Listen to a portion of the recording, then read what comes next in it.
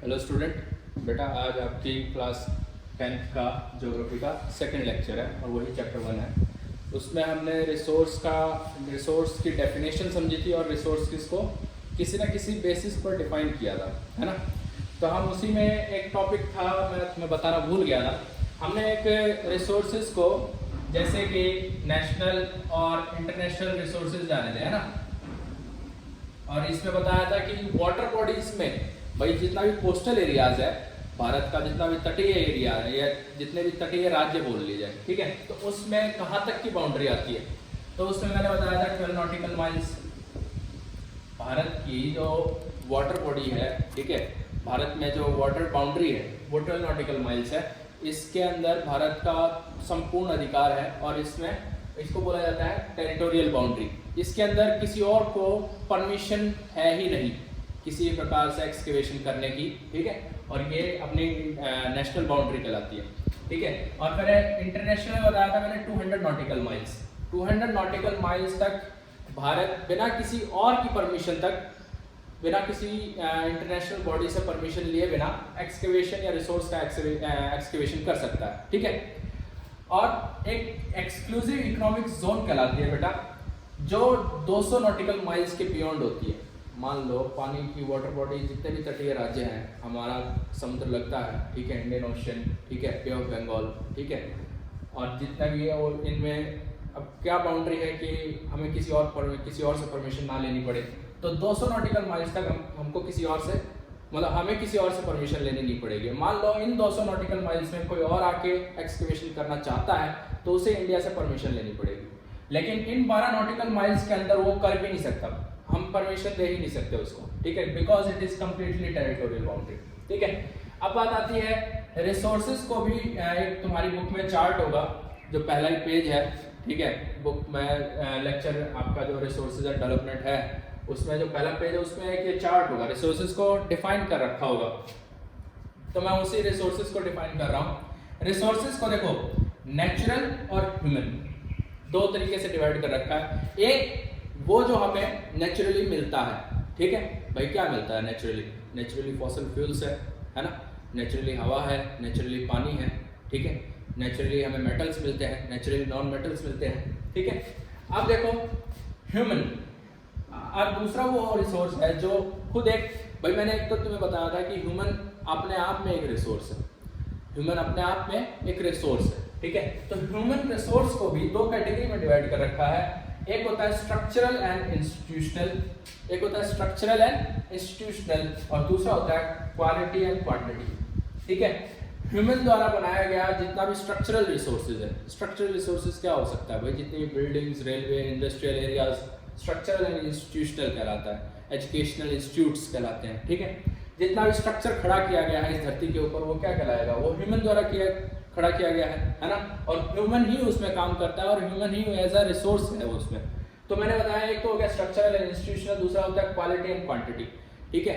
दूसरा होता है क्वालिटी एंड क्वांटिटी। हम ह्यूमन, अब जैसे कि तुम्हारा जो 12th में 11th-12th में ज्योग्राफी जो बच्चे लेंगे आगे जाके, उसमें क्वालिटी और क्वांटिटी अच्छे से अंडरस्टैंडिंग दिखा रखी है कि कैसे ह्यूमन रिसोर्स को क्वालिटी और क्वांटिटी के बेस पर डिवाइड कर रखा है। जैसे कि अगर मैं आपको इस टॉपिक में डिटेल में नहीं जाऊँगा, लेकिन हिंट दूंगा। जैसे कि अब मान लीजिए जैसे मनरेगा जैसी ये योजनाएं जो चलती हैं, इनमें क्या लिया जाता है, एक अनस्किल्ड लेबर लिया जाता है। अनस्किल्ड लेबर को क्या दिया जाता है, एम्प्लॉयमेंट दिया जाता है, 100 डेज का गारंटी एम्प्लॉयमेंट दिया जाता है। तो यहाँ पर क्या होता है, तो क्वांटिटी आ गई कि कितना लेबर आपको चाहिए, है ना। वहाँ पर आपको स्किल की रिक्वायरमेंट नहीं होती। भाई लेबर क्या होता है, भाई ईंटें उठा दी, बजरी डाल दी, गड्ढा खोद दिया, तो do you required any skill regarding that, no.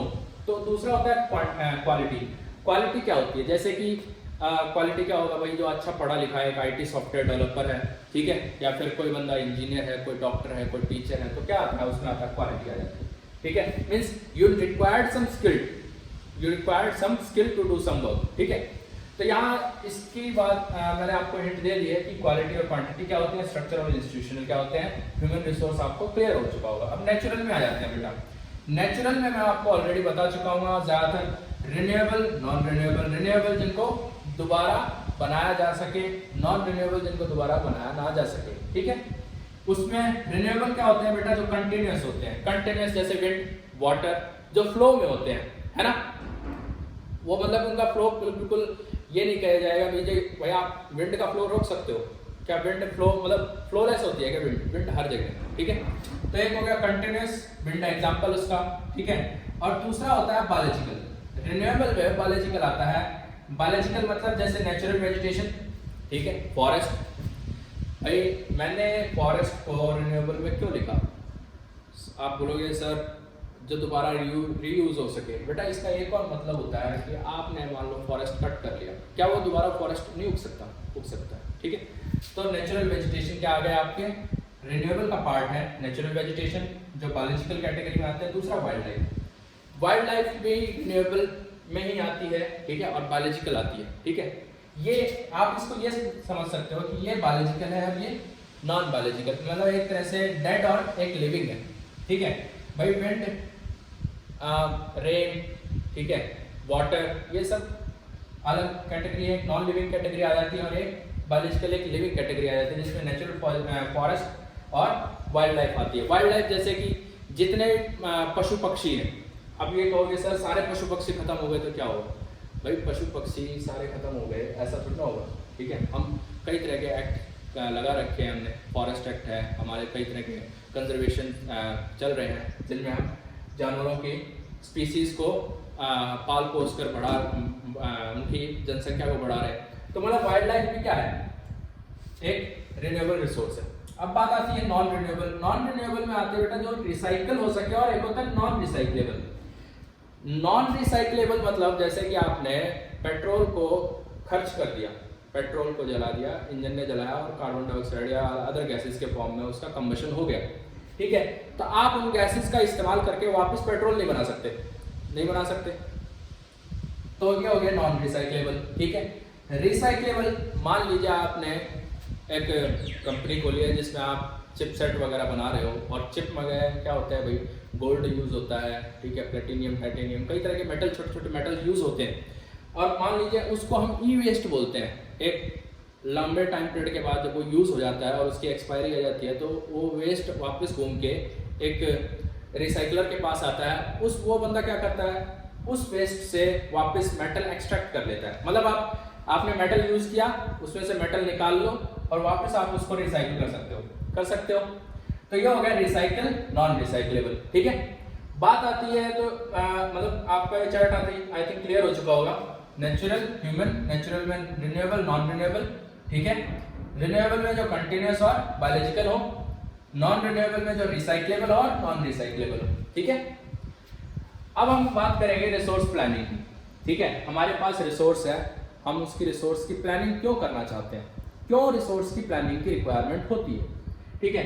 तो देखो भाई, अब रिसोर्स की प्लानिंग क्यों होती है ये आप अपने घर से ही समझ सकते हो। मान लीजिए आपके घर में आपके पापा कमाते हैं, एक इनकम लेते होंगे, है ना, एक इनकम आती है, और मान लीजिए घर के टोटल 5 मेंबर्स 5 हैं, तो एक रिसोर्स प्लानिंग होती होगी उनकी इनकम से कि कितनी फीस, वही मान लो अगर एजुकेशन में चल रहे हो तो एजुकेशन के लिए फीस जाती होगी, ठीक है, LIC, बीमा पॉलिसीज वगैरह, मेडिकल खर्चा, तो ये सब की एक प्लानिंग होती है, घर का बजट।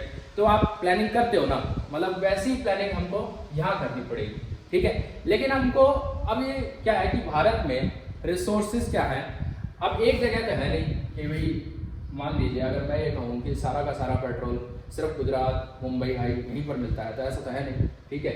और ये कह दूँ कि खाली महाराष्ट्र को उसको यूज़ करने की आज़ादी है, तो ऐसा तो इनडिस्क्रिमिनेशन हो जाएगा, ठीक है।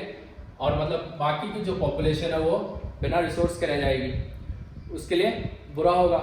तो ये देखो आप, रिसोर्स की सबसे बड़ी इंपॉर्टेंस क्यों है, एक तो होता है उसका डिप्लीशन, ग्रीड। देखो भाई, लालच क्या होता है, लालच एक ऐसा कुआं है जो कभी भर नहीं सकता, ठीक है।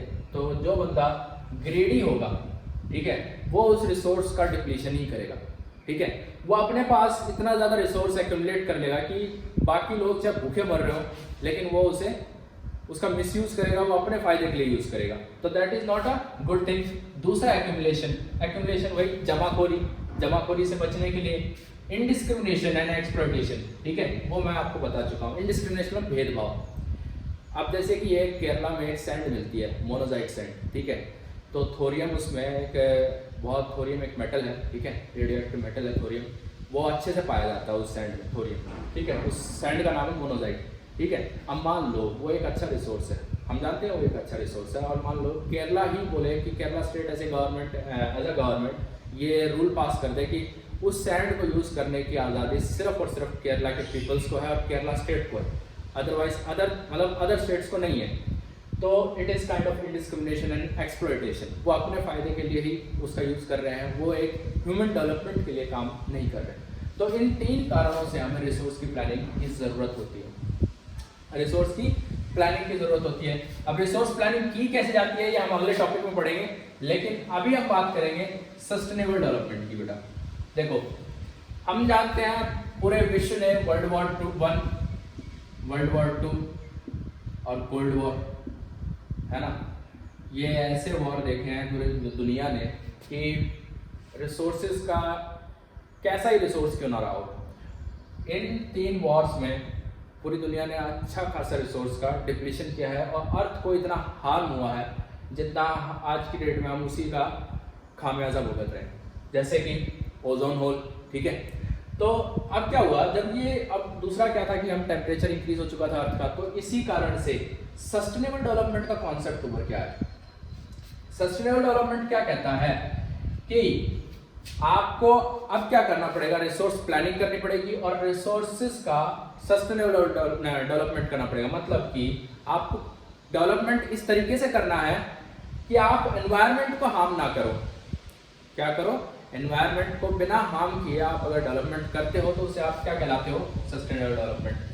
अब क्या होगा कि देखो, इसमें एक और इसकी डेफिनेशन कई बार ये भी कही जाती है कि a development in which we consider the future generation, ठीक है, हम फ्यूचर जनरेशन उनको सोचते हुए रिसोर्सेज को कंज्यूम करते हैं और रिसोर्सेज को सेव करने की कोशिश करते हैं। ऐसा भी है, that is quite complex, but मेरे हिसाब से अगर आप इस डेफिनेशन को याद रखो कि development without harming the environment and considering the future generation is called sustainable development, ठीक है, उसको आप सस्टेनेबल डेवलपमेंट कहते हैं। तो मैंने जैसे कहा, अब हम बात करेंगे रियो डी जेनेरियो अर्थ समिट की। बेटा ये देखो, अभी मैंने बताया world war 1, world war 2, cold war, है ना, ये 3 चीज़ें मैंने बताई आपको। इनके कारण पूरी दुनिया ने काफ़ी एक्सप्लॉयटेशन हुआ और एनवायरमेंटल पॉल्यूशन इतना ज़्यादा हुआ है जिसकी कोई हद नहीं, ठीक है। तो अब क्या हुआ, जब इनको पता चला कि इसके कारण उन्हीं को नुकसान हो रहा है, क्यों, अर्थ का टेम्परेचर इंक्रीज हो रहा था, ग्लोबल वार्मिंग हो रही थी और जो क्रॉपिंग पैटर्न है उसमें चेंजेस आ रहे थे, नई नई डिजीज उभर के निकल रही थी, तब उनको पता चला they have to take serious step towards environment. तो यहाँ पर एक समिट हुई थी जिसको अर्थ समिट कहा गया, क्योंकि ये पहली समिट थी रिगार्डिंग एनवायरनमेंट, ठीक है। 100 स्टेट्स ने इसमें पार्टिसिपेट किया था, स्टेट्स का मतलब 100 कंट्री, 100 कंट्रीज ने इसमें पार्टिसिपेट किया था अर्थ समिट में। और ये कहाँ हुई थी, रियो डी जेनेरियो ब्राजील में हुई थी। रियो डी जेनेरियो ब्राजील में एक सिटी है, ठीक है, वहां पर ये हुई थी 1992 में, और ये पहली अर्थ समिट थी भाई। एनवायरनमेंट के रिगार्डिंग ये पहला कंसर्न था या पहली मीटिंग थी वर्ल्ड वाइड, तो इसको अर्थ समिट बोला गया। बेटा क्या बोला गया, अर्थ समिट। इन्होंने एक चीज डिक्लेयर, मतलब एक एजेंडा निकलता है ना कि भाई क्या हम एक प्लानिंग करते हैं भाई, जैसे कि आप अपने मोहल्ले में अपनी साफ सफाई के लिए एक मीटिंग करते हैं, ठीक है। तो मीटिंग करते वक्त हम कुछ ना कुछ पॉइंट्स को लिख लेते हैं और उस पॉइंट्स को लिखने के बाद या उन पॉइंट्स पे राजी होते हैं और उन पे सिग्नेचर करवा लेते हैं, सब पे, जितने भी हम लोकेलिटी में हैं, ठीक है। तो वैसा ही एक डिक्लेरेशन हुआ, declaration on global climate change and biological diversity, ठीक है, और इस पे 100 स्टेट्स ने अपने साइन दिए, ठीक है। अब उन्होंने इसी के थ्रू एक एजेंडा 21 को बनाया। एजेंडा 21 क्या है, एजेंडा 21 एक तरह का कहते हैं ना कि सेट ऑफ ऑब्जेक्टिव्स है। क्या है बेटा, सेट ऑफ ऑब्जेक्टिव्स है। उसमें कुछ ऑब्जेक्टिव्स लिखे हुए हैं जिनके ऊपर हर स्टेट को, हर स्टेट मतलब मेरा मतलब है कंट्री से, हर कंट्री को उसको फॉलो करना पड़ेगा। तो उस पे भी साइन हुए थे और ये कहाँ हुआ था, United Nations conference on environmental development, environment and development. ये एजेंडा 21 कहाँ साइन हुआ था, यूनाइटेड नेशन कॉन्फ्रेंस। किस मीटिंग में, United nation conference on environment and development में इस एजेंडा 21 को अडॉप्ट किया गया था, ठीक है। देखो इसको याद करने का अच्छा तरीका क्या है, रियो डी जेनेरियो हुई ब्राजील में 1992 में हुई, ठीक है। इस पे कितने लोगों ने पार्टिसिपेट किया है, कितने कंट्रीज ने पार्टिसिपेट किया, 100 ने पार्टिसिपेट किया। इन्होंने एजेंडा बनाया जिसका नाम एजेंडा 21 कहलाया गया, ठीक है। उस एजेंडा 21 में क्या था, it is a set of objective on which country had to implement, ठीक है। कंट्रीज को काम करना होगा उसके ऊपर। तो एजेंडा 21 बना और एजेंडा 21 की मीटिंग को क्या कहलाते हैं, क्या कहते हैं, national United nation conference on environment and development. और ये एजेंडा 21 हर कंट्री ने अपने हर स्टेट पे लागू किया कि हर स्टेट का एक अपना एजेंडा 21 होना चाहिए, ताकि भाई देखो आप जब तक ग्राउंड वर्क नहीं करोगे तब तक ऊपर लेवल पे उसका इम्पैक्ट कैसे देखोगे। मतलब कहते हैं ना कि जब तक आप ग्राउंड में कुछ काम नहीं करोगे तब तक उसका ऊपर तक इम्पैक्ट नहीं देखा जाएगा। तो कहा गया कि हर स्टेट को और हर स्टेट में हर डिस्ट्रिक्ट का एक अपना अपना एजेंडा 21 होना चाहिए जिसपे इम्प्लीमेंटेशन होना चाहिए, ठीक है। तो ये सारा का सारा आपका रिसोर्स प्लानिंग हमने देख ली, रिसोर्सेज को कैसे डिवाइड किया गया है, हमने एक बहुत इंपॉर्टेंट मीटिंग देखी, ठीक है। सस्टेनेबल डेवलपमेंट की डेफिनेशन देख ली, रियो डी जेनेरियो, ठीक है। आपके क्वेश्चन बहुत इंपॉर्टेंटली इसी से बनते हैं, what was Rio de Janeiro, ठीक है। What was Earth Summit, ठीक है, when it was held 1992, where it was held, Rio de Janeiro, Brazil, ठीक है, और what was Agenda 21, ठीक है। तो ये आपका हो गया बेटा आज का, ठीक है। अगले लेक्चर में हम देखेंगे कि रिसोर्स प्लानिंग करी कैसे जाती है, ठीक है। हम रिसोर्स की प्लानिंग समझेंगे, कैसे रिसोर्सेज को डिफाइन करते हैं वो समझेंगे, ठीक है बेटा। तब तक के लिए थैंक यू।